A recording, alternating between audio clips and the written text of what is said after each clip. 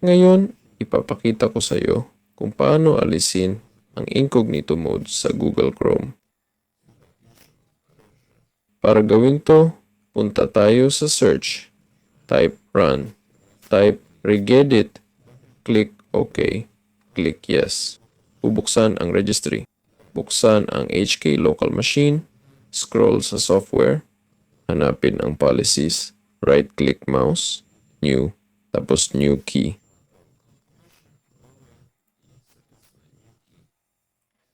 Tawagin Google. Right-click ulit. New. Type Chrome.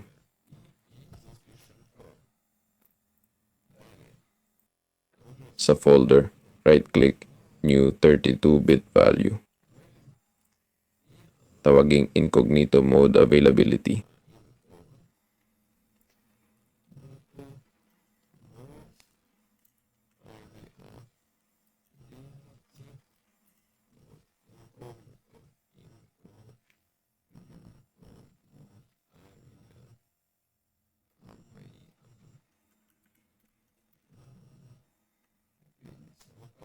Ganito dapat.